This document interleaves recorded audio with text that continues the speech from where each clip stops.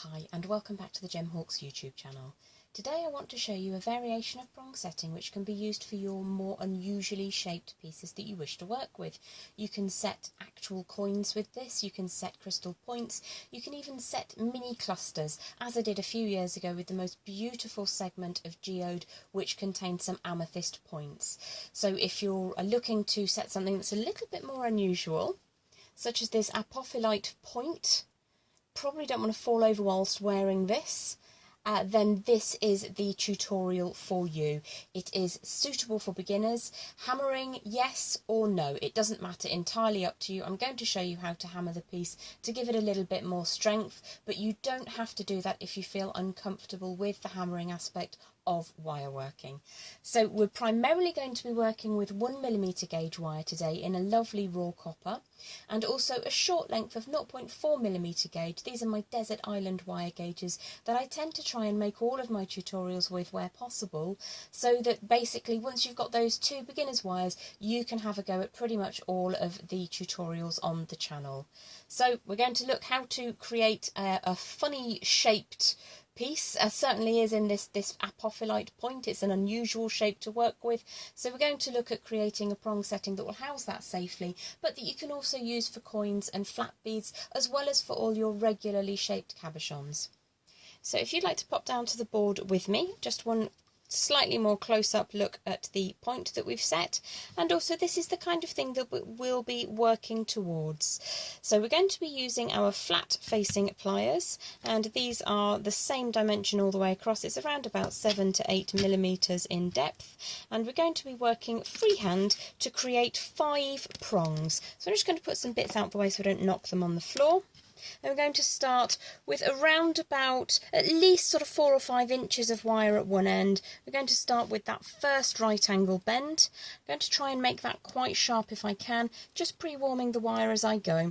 Now you can, if you want to, have a piece of wire set aside as a gauge to measure, so that you know you will get the same size every time. I'm going to work freehand, but you could, if you wanted to, use another piece of scrap wire from your desk, or you could use a piece of paper using a marker pen to give you that regular length of prong to work with. Now these are quite long prongs, so a technique which you can use is to turn your pliers through 90 degrees. Normally we'd be kind of squishing them like this or like this, but you can get them in the full grip like so, and just get that to sit tightly together. As I say, we're going to be looking to form 5 of these. We want to keep that baseline fairly flat for the time being, solely because it will help us to see if our prongs are the same length. Now they are wanting to cross over a little bit at the moment, but I'm not going to overly worry, purely because I'll probably be hammering this segment anyway, so it will obey me later.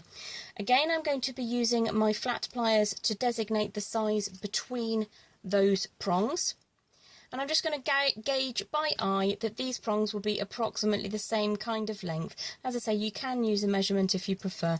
I'm going to try and move through this quite quickly so you can see the whole thing being created, rather than it being sped up or you having to guess how something is created. I'm going to show you the whole process today, like so. So that's our second prong, and I'm going to do 5 of these today. So just pre-warming the wire as we move through the design. We're looking at prong number 3, turning that over, getting the end relatively neat, and I'll be showing you a new tutorial in a couple of weeks which will show you an alternative to this closed prong that we're working on at the moment. So again, it doesn't really matter that those are getting a little bit feisty. I'm not going to let it worry me. I am just going to move on to the 4th upright that we're looking to create. Again, you can just judge by eye if these are the same kind of dimension, and this is the 1mm gauge raw copper wire. Here in the UK, I'm using Scientific Wire Company, or wires.co.uk, for my wire. I find that it's a really reliable source of the same colour and softness over and over again. So I'm just going to get that to squeeze up a little bit, try and get that a little bit neater. You do get a little bit more pressure closer to the box joint, but try not to get on the box joint, as you might score the wire work in a way that you don't particularly want to happen. So we're just going to do our last prong now before we move on to the next segment. So just pulling that nice and firmly between thumb and forefinger, applying some heat, generating some smoothness and flexibility, making that last prong, getting that nice and tidy on the end, coming down to the base wire and moving that back up again. And we probably all have our favourite pair of pliers. These are mine, so I'm just going to make that nice and square at the base between each of those segments. We'll just take a second to look and see if these are approximately the same length. Now I can see by eye that they have shrunk slightly, so this one at the final prong that we've created is just slightly smaller than the first prong. However, I'm not going to let that worry me today. You can take the time to make those measurements yourself when you're working on the design. So the next step is to actually create almost like a sun ray formation. And this is going to sit inside the back of whatever you are working with.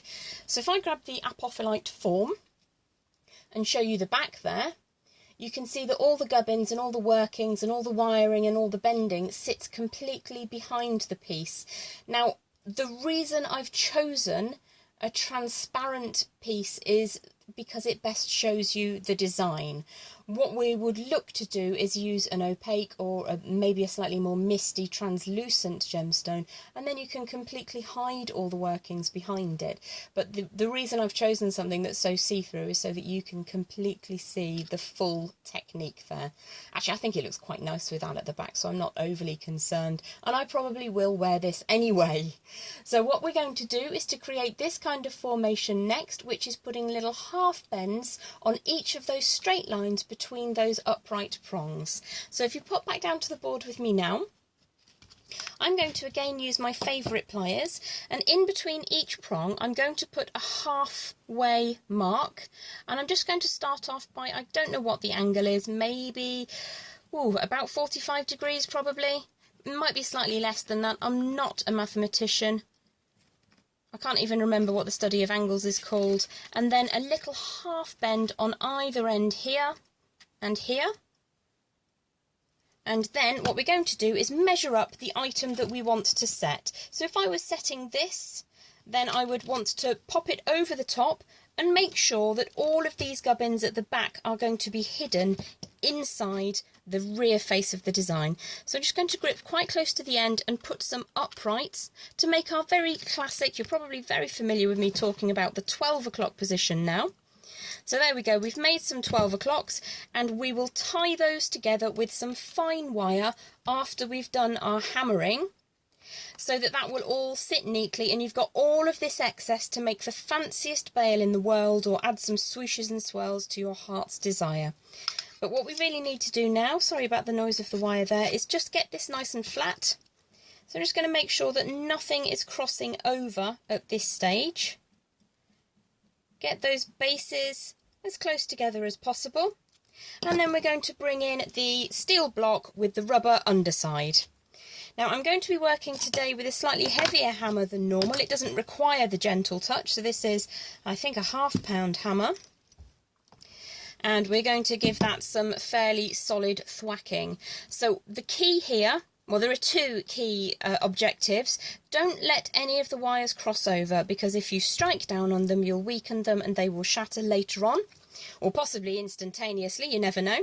And secondly, we want to hold the form in shape. So you see where these two shoulders are side by side, we want to ensure that that continues to happen. Now you can use a little bit of electrician's tape or masking tape to hold that if you prefer, but what I tend to do is just get started.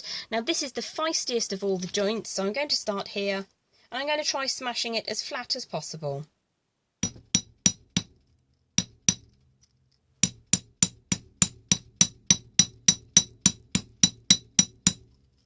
So I'm also going to be putting a little bit of hammering in all of these little spaces between the prongs as well to harden those up.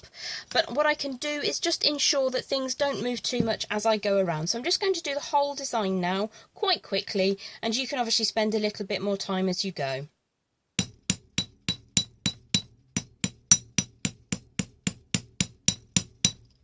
So you can see that this piece here is slightly opened out, so I'm just going to push that back together, hold it back into position, and give it a bit more splashing, or splatting, however you want to think of it.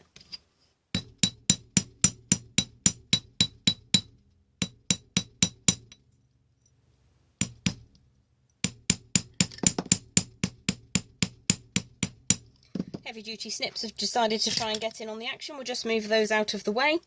Now what I don't want to do is hammer too far up the neck that will become our bail later, because I don't know how far I want to take it before I'm going to be putting a bend in it. So really just a little bit at the top there.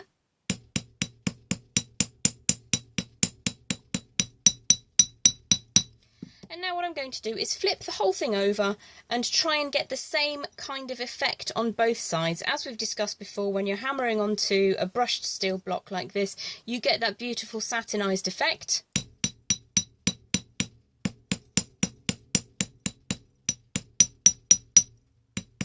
So I'm going to try and get that a little bit on both sides if I possibly can.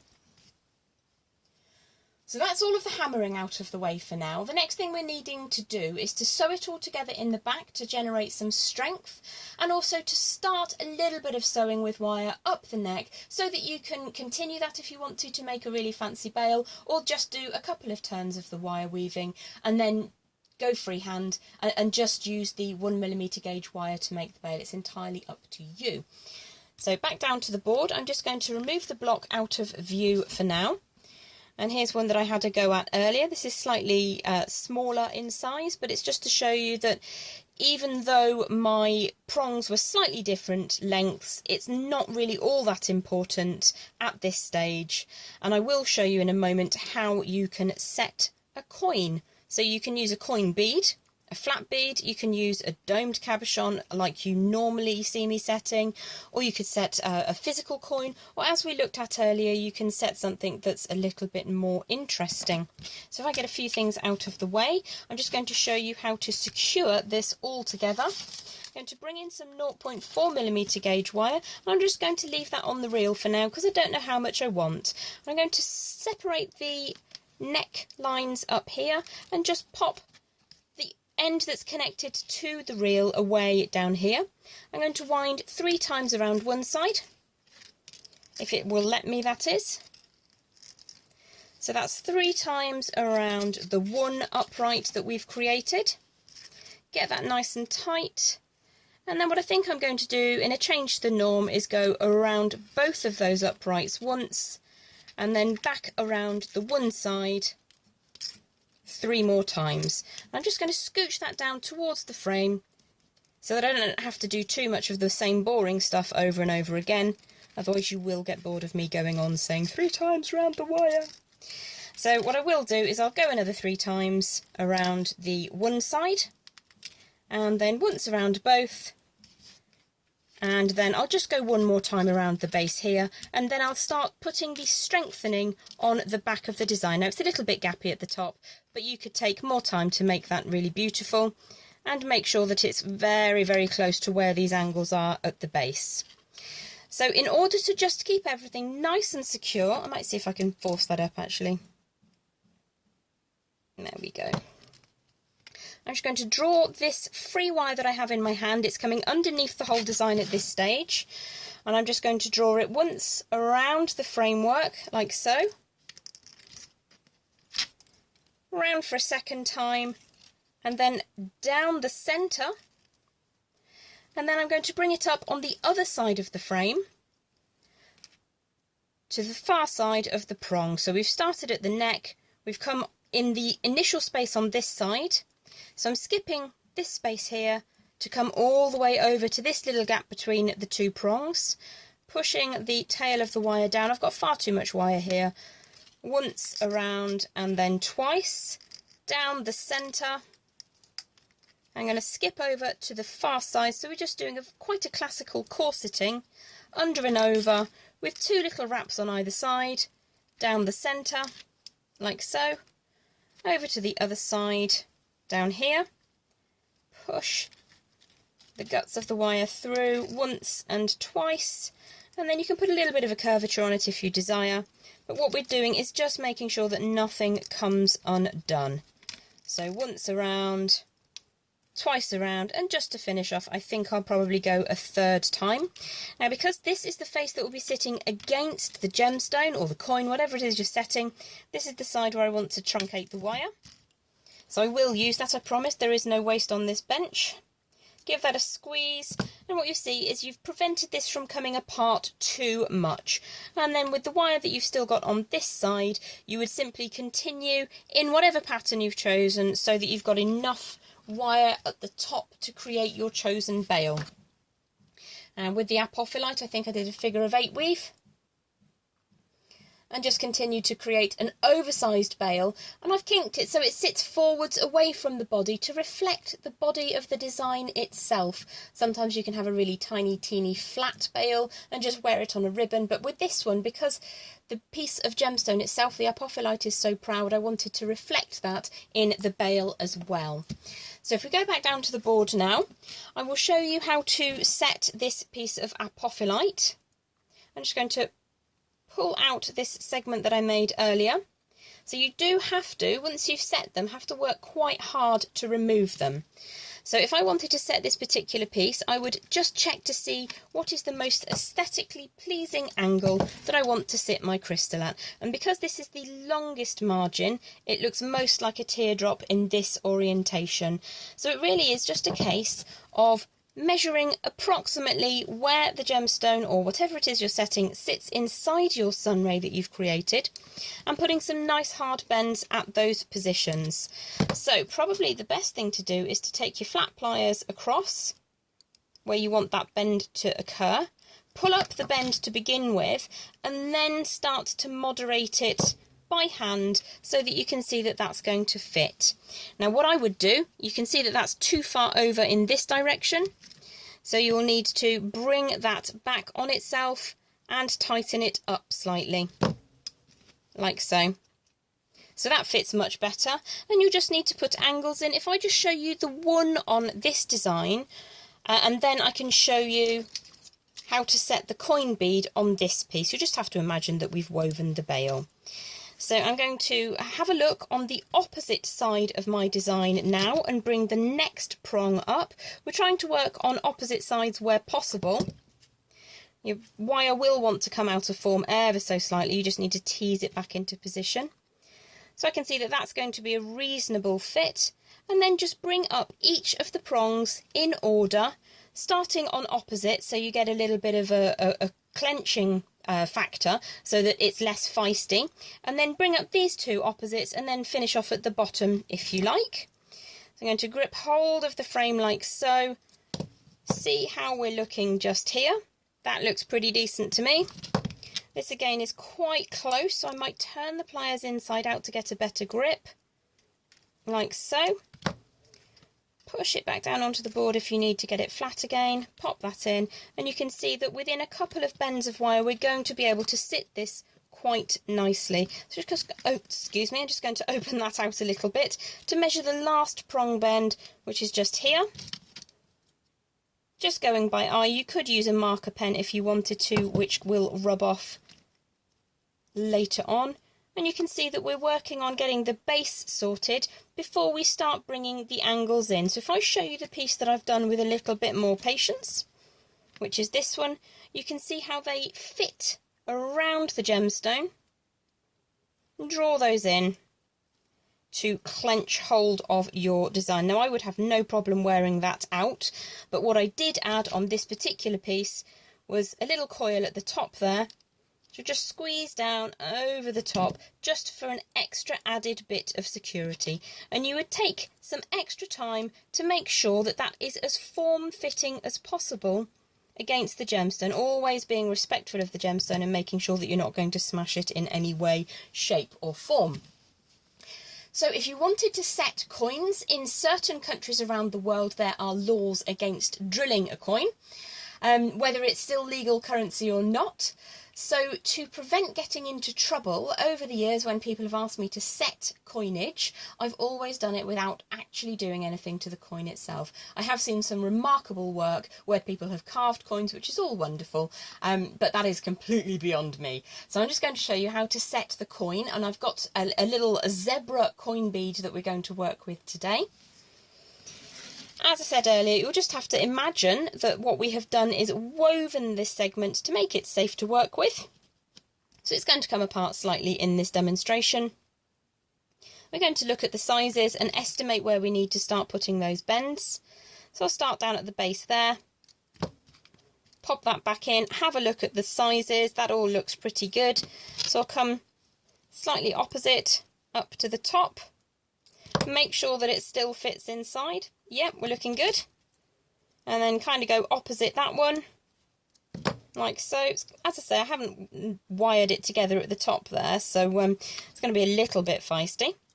Pop that back in, and you can see that we've got 2 more prongs to bend up, around about here. So let's see if that's looking all right. Yep, that looks fairly safe. Pop that one back out. Bring that last one up, and this is where the you would need to sew this together before you undertake this segment. Let's just pop that into the design and see what it looks like. So in terms of size wise, if I flip that over, you can see that that's looking pretty snug and it wouldn't go too far. So the next thing you can do is start turning the tips of the prongs over the surface of the design, and because this is raw copper, it's actually worked beautifully in so much as that I can just work this by hand. Now these prongs are overly long for this particular coin, but it does show you the technique much more fluidly and much more visually than if I had done little diddly prongs. So there we go. That's how you would set your prong setting coin technique, and that's the set Apophyllite point for weird clusters and the such. Well, I hope that's been informative and you've managed to put up with me waffling on for so very long. Thank you for continuing to watch. It's been my pleasure to be with you. I'm Gem Hawks, and this is the Gem Hawks YouTube channel for beginners wirework tutorials. Have yourself a lovely day, and do please subscribe to the channel to be kept in touch with all of the new tutorials as they come out. Thank you.